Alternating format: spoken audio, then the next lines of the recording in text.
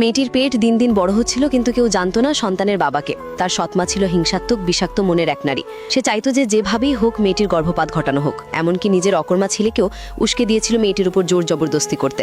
মেয়েটি ছিল এক দরিদ্র কৃষকের কন্যা, পিতা অসুস্থ, চিকিৎসার জন্য দরকার টাকা। একদিন খবর পেল রাজপ্রাসাদে এক বিরাট ভোজ হবে, সবজির দরকার প্রচুর। তাই ভোরে ভোরে গাড়ি ভর্তি সবজি নিয়ে মহলে পৌঁছে গেল। ঠিক তখনই রাজকুমার বাইরে যাচ্ছিলেন। মেয়েটি তাকে ভুল করে রাধুনী ভেবে বলল, ভাইয়া আপনি কি মাছ বাজারের প্রধান? সব সবজি একদম টাটকা। রাজকুমার কিছু বললেন না, শুধু তাকালেন তার দিকে আর চলে গেলেন। কিন্তু যাওয়ার আগে আবারও একবার ফিরে তাকালেন। পাশে থাকা ছোট সাহেব ঠাট্টা করে বলল, ও রাজকুমার, আপনি তো বড় বাড়ির মেয়েদের দিকেও তাকান না, আর আজ এক গরিব সবজি আলীকে দেখে দুবার ঘুরে তাকালেন। রাজকুমার মুখ ফিরিয়ে বললেন, তেমন কিছু না, কেবল অদ্ভুত লেগেছিল। এদিকে রাজপরিবারের ধনী মেয়েরা রাজকুমারকে পাওয়ার জন্য মরিয়া।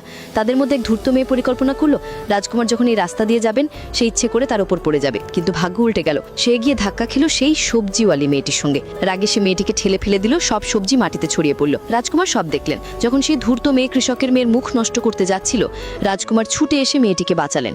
এরপর নানা ষড়যন্ত্র, বিষ মিশ্রিত ভোজ, সবকিছুর মাঝে কৃষক কন্যাটিকে রাজকুমারের সেবিকা হতে হলো। রাজকুমার ভাবলেন মেয়েটিও হয়তো তার কাছে আসার ফন্দি করছে, কিন্তু আশ্চর্য তার মন থেকে কোনো রাগ উঠল না, বরং এক অদ্ভুত টান অনুভব করলেন। পরে রাজকুমার পুরস্কার দিতে চাইলে মেয়েটি কাপা গলায় বলল, আমাকে কিছু দেবেন না, আমি কেবল বাবার চিকিৎসার জন্য টাকা চাই। রাজকুমার ভেবে নিলেন সে ধন চাই, তাই নিজের প্রিয় জেড লকেটটি তাকে দিয়ে বললেন, এটা রাখো, এটা বিক্রি করে অনেক টাকা পাবা।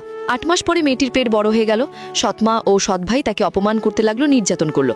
এক রাতে সৎমা বলল ছেলেকে, যা তার বাচ্চাটা মেরে ফেল। ছেলেটি যখন মেয়েটিকে আক্রমণ করলো, সে সাহস করে মোমবাতি স্ট্যান্ড দিয়ে আঘাত করে পালিয়ে গেল, কিন্তু দৌড়েতে দৌড়েতে পড়ে গেল মাটিতে। অবস্থার অবনতি হতে লাগলো। ঠিক তখনই ছোট সাহেবের গাড়ি সেখানে এসে থামে। মেয়েটি কাঁদতে কাঁদতে বলে, দয়া করে আমাকে বাঁচান, আমার সন্তানকে বাঁচান। ছোট সাহেব সঙ্গে সঙ্গে তাকে হাসপাতালে নিয়ে যান, আর সেখানেই জানা যায় মেয়েটির গর্ভের সন্তান অন্য কেউ নয়, রাজকুমারের। ছোট সাহেব খবর দেন রাজপ্রাসাদে। প্রথমে রাজকুমার বিশ্বাস করেন না, কিন্তু সত্য জানার পর ছুটে যান ঘোড়ায় চড়ে। আর ঠিক তখনই সৎমা ও সৎ ভাই মেয়েটিকে হত্যা করতে এসেছে।